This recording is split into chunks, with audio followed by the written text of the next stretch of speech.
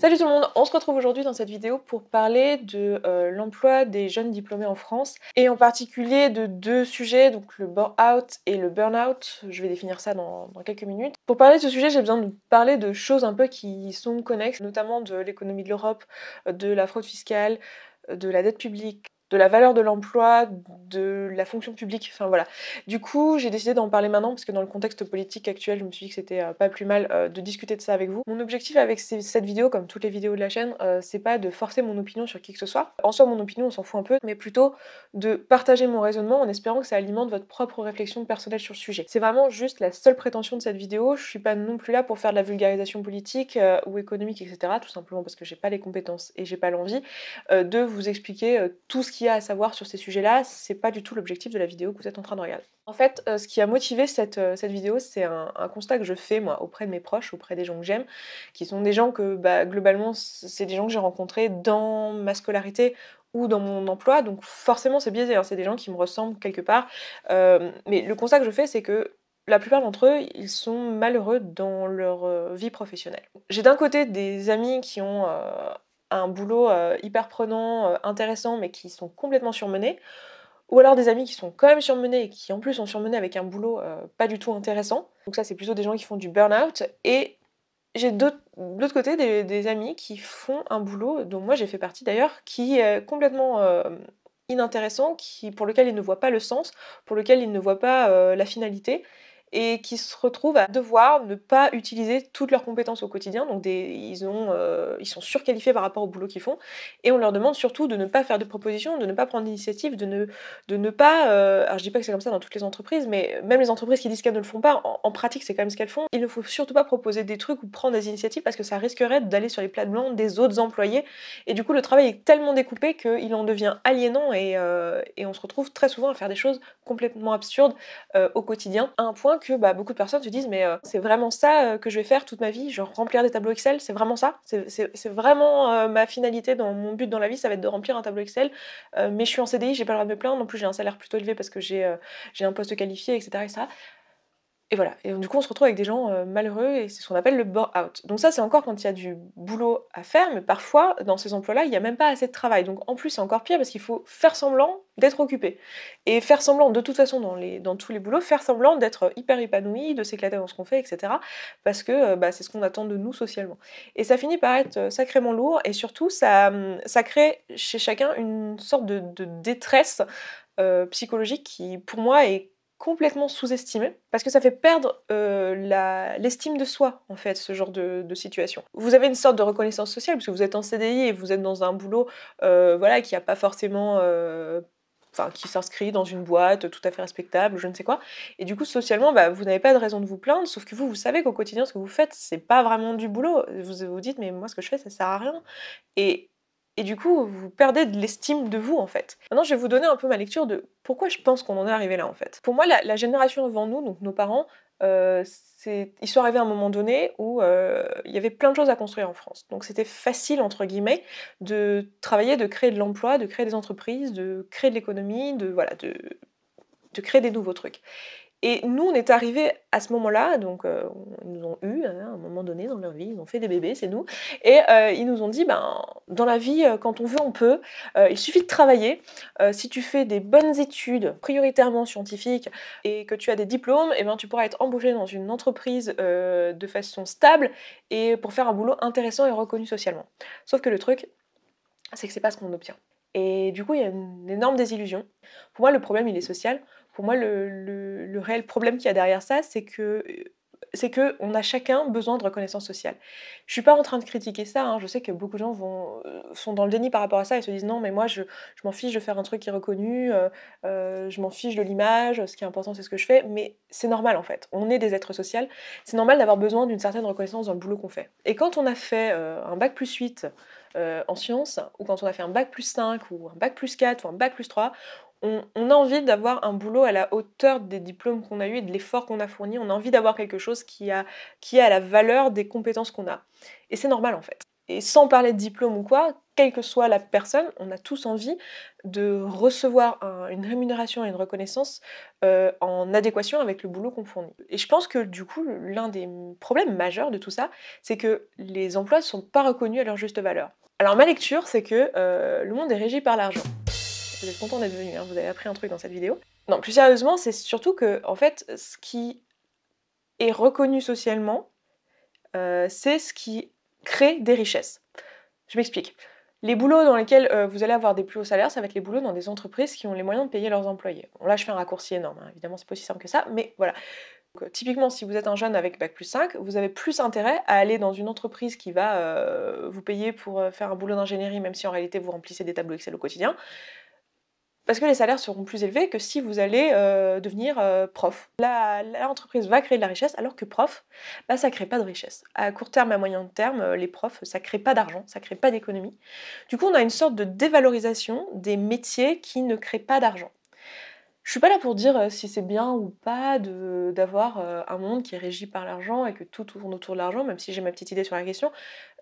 C'est pas la question, c'est plutôt que on est tous d'accord pour reconnaître que c'est pas la seule chose qui a de la valeur et qu'il y a des trucs dont on pourra pas se passer, peu importe l'argent que ça rapporte. Je veux dire, on pourra jamais se passer des profs, on pourra jamais se passer des infirmiers, on pourra jamais se passer des policiers, des boulangers, des caissiers, des éboueurs, de tous ces métiers qui sont socialement rabaissés, socialement mal reconnus. Pour moi, si on veut rétablir ce problème qu'on a avec les jeunes diplômés, il faut déjà rétablir la justice au niveau des salaires et des emplois dont on a besoin. Et rétablir en fait tout simplement l'histoire d'offre de l'amende aussi, hein. C'est qu'au final, on a besoin de profs et on n'en a pas. Donc, il y a un moment donné, c'est qu'il y a peut-être un problème. Alors, il y en a qui vont dire, oui, mais c'est parce qu'il n'y a pas assez de postes de profs, tout le monde nous dit.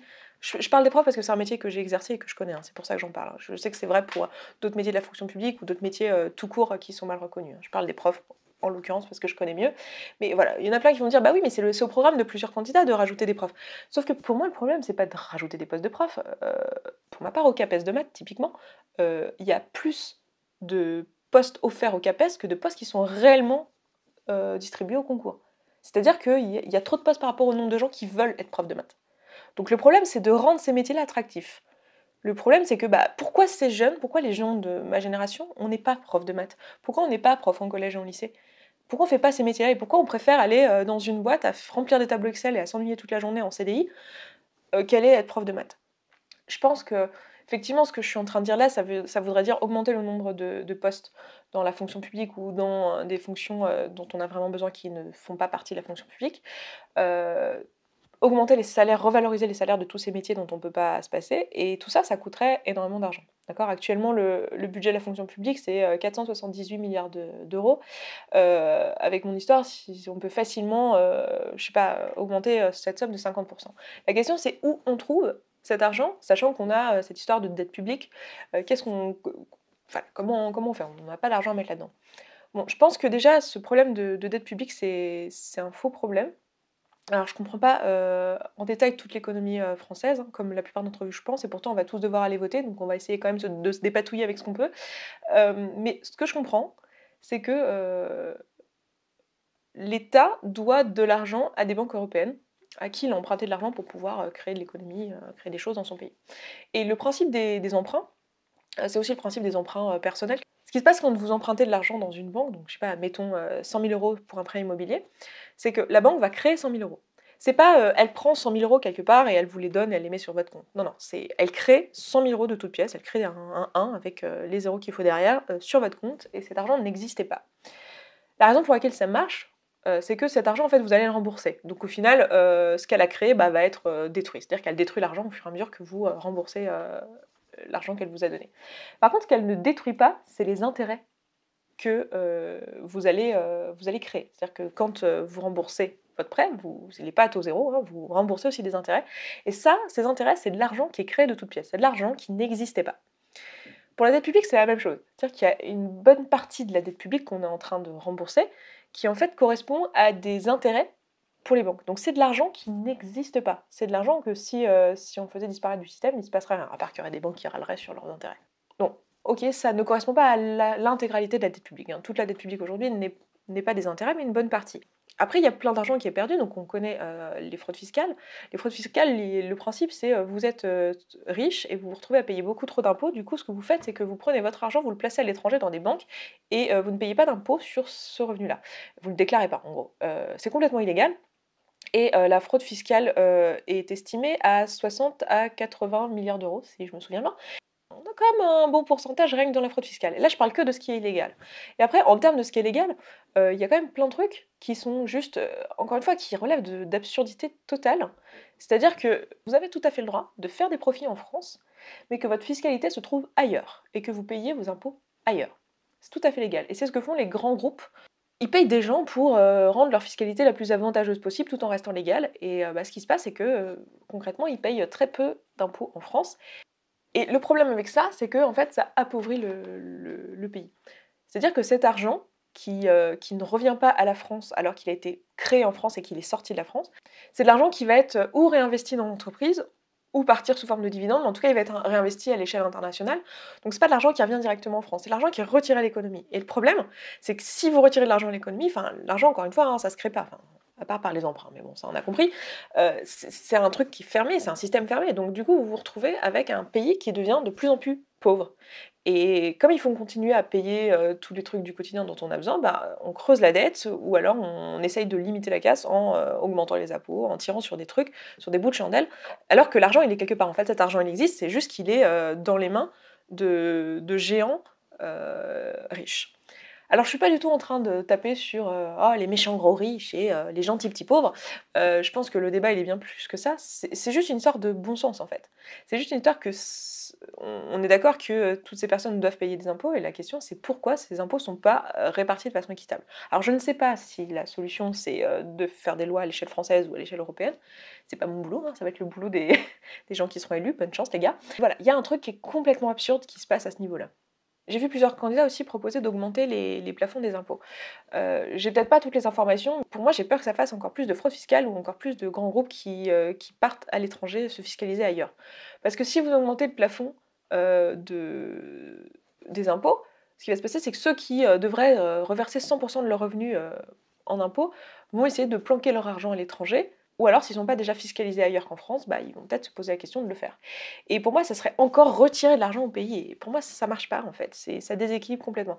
Je sais pas quelle est la solution, mais je pense qu'il faut choisir quelque chose d'un peu plus juste et se mettre aussi à la place des gens qui créent des entreprises et qui créent des profits et qui n'ont pas envie que leur travail ne soit pas valorisé non plus. Après, je pense qu'il y a un juste milieu aussi. Je pense que tant que les personnes n'auront pas l'impression de vivre dans un monde qui est juste. Je pense qu'il y aura plein de gens malheureux, comme je vous ai donné comme exemple ici dans cette vidéo, mais je pense que ça va plus loin que ça en fait. Que ça crée, les injustices vont aussi créer des frustrations qui peuvent amener à des violences, et je pense qu'il y a beaucoup de choses terribles qui se passent dans le monde qui sont dues à des inégalités au départ.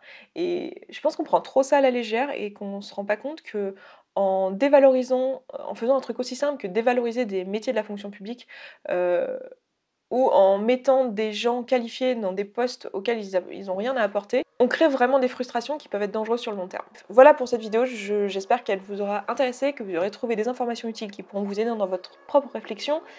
Si vous l'avez trouvée utile, n'hésitez pas à la partager. Et voilà, moi je m'arrête là, je vous embrasse et je vous dis à la prochaine. Ciao ciao. Si vous tombez là-dessus complètement par hasard, bienvenue. Vous pouvez aller voir ce que je fais, je parle de sujets autour de la socio, du développement personnel. Allez voir ça, si ça vous intéresse, vous pouvez vous abonner, c'est gratuit. Vous connaissez la chanson si vous connaissez YouTube. Et voilà, moi je m'arrête là, je vous embrasse et je vous dis à la prochaine. Ciao ciao.